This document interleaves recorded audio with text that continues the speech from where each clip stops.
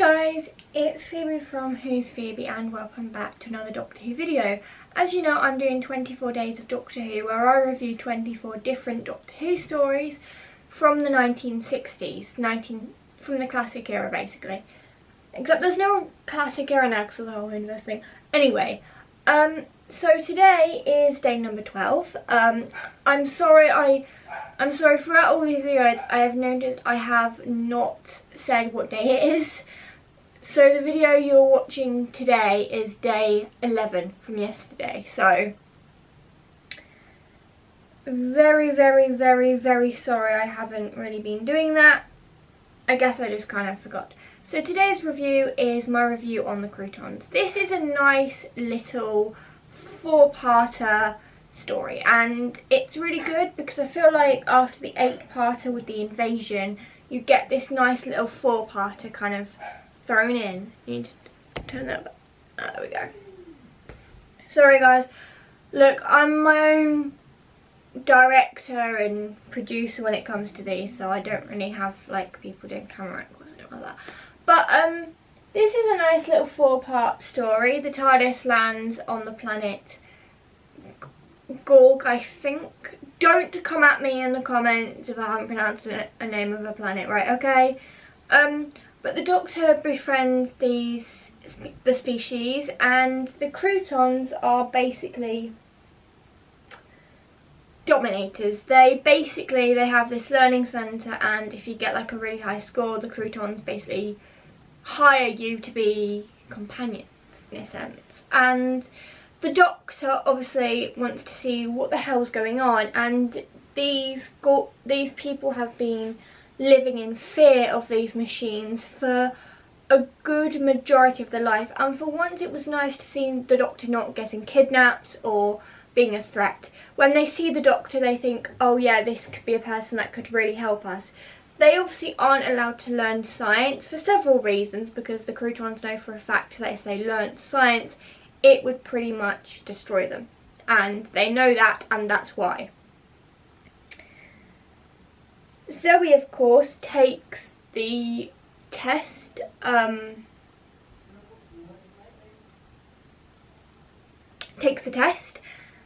she obviously gets hired by the Krotons to be their companion. And the Doctor doesn't want Zoe going into uncharted territory, and yes, I'm saying uncharted territory because with Doctor Who there's a lot of uncharted territory for companions anyway. But yeah, the Doctor doesn't want Zoe to go into uncharted territory, and he takes the Kroton test and he gets the highest mark ever possible, and they are really impressed. And obviously the leader, when there's this really creepy scene that an eye kind of comes out of this screen and gets bigger and longer, that isn't creepy for me as I'm like 20, but for someone else, for a kid watching that back then, oh my god. But yeah, so I felt like that was a little bit off. However, this story does have some really good elements. The Doctor not being a threat to people, if you like, and him helping these people out because they are clearly desperate for help. Also, another good thing, this is the very first appearance of the HADS, the Hostile Action Displacement System that we have. So yeah, that is a really good thing. We have the HADS, and that comes in the Hostile Action Displacement System when the TARDIS is under attack in this particular story. When the TARDIS is under attack in this particular story, the HADS come in very useful because it dematerializes and rematerializes. I have to say that because I feel like if you say the TARDIS it lands, it sounds really odd. But yeah, so it feels very within the normal range of a Doctor Who story. The Krotons were interesting to say the least. I've never really seen this story before, so to me this was the first time. Obviously I've seen classic eras before. I think I've watched the 5th Doctor's era like over 100 times. But it was really interesting to see the Krotons, and they're an interesting kind of robot. I would like to see them come back in a future Doctor Who episode just out there. But yeah, I feel like the Krotons were interesting. They have this way of manipulating. You take a test and, you know, it's all meant to be hunky-dory, and turns out it's not. So yeah, I really did like the element. I also like the fact that they made acid. I mean, the solution was pretty much the easiest thing at all possible. Making a bunch of acid and tipping it on to destroy the machines. Excuse me, that is like very, very predictable. But as a 4-part story, this is a pretty solid story. I mean, I love the first appearance of the Doctor's umbrella. I mean, high five for that. I mean, brilliant. But I think the Doctor's not a medical doctor. He's a scientific doctor. And I think in this particular story, the second Doctor makes that very, very clear. He makes it very clear, I'm not a medical doctor, but he does know some medicine, if you like. And I think that's very poignant in this story, that he's not a medical doctor, and he is willing to say that to his companions or whoever he's around, that he's not this medical doctor. 2 seconds.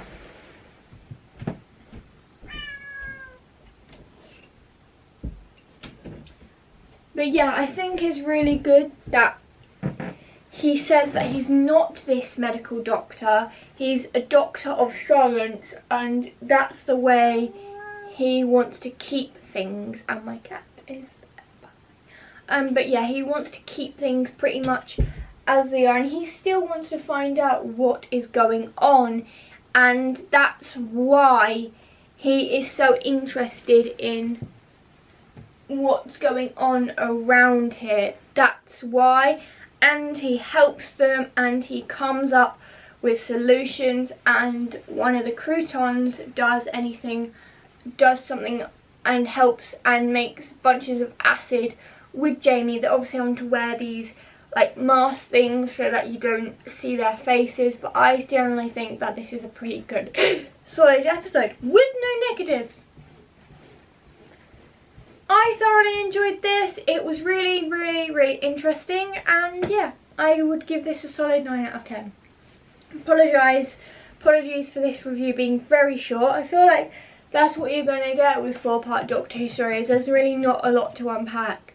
But yeah, I hope you enjoyed the video. Please give it a thumbs up if you did, and make sure you click the big red subscribe button down below, and also click the notification bell so you get notifications every single time I upload. Oh, other thing. The Church on Ruby Road, the Christmas special coming out on Christmas Day, that will be my last video for 2023. So that will go up New Year's Eve, because I kind of want to have that ready to go up to be the last.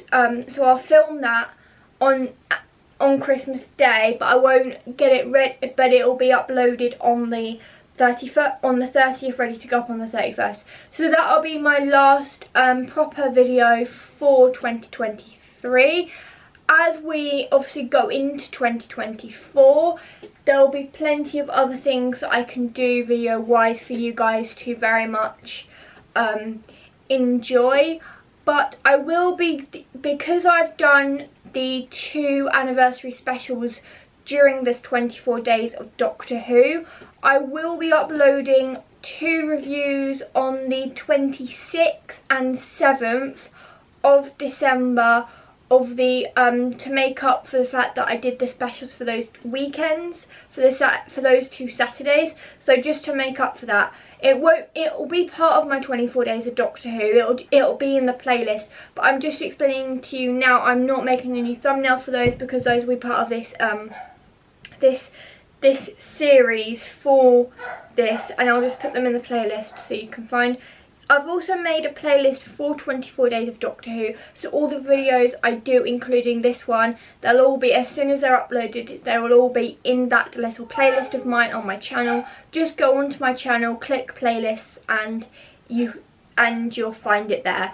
I just wanted to make a little playlist, so because next year I'm going to bombard my channel with a bunch of new things, and I wanted you guys to feel like if you wanted to catch up in the new year, with any of my 24 days of Doctor Who videos, then there's going to be a little playlist that you can watch all of the 24 videos in. And yeah, I will constantly keep making playlists on my channel for you guys so you can find things, but I'm just letting you know the 24 days of Doctor Who video will be on there, will be on a little playlist on my channel. So yeah, if you enjoyed the video, give it a thumbs up if you did, and make sure to hit the subscribe button down below, and I'll see you guys tomorrow for another Doctor Who video. I will see.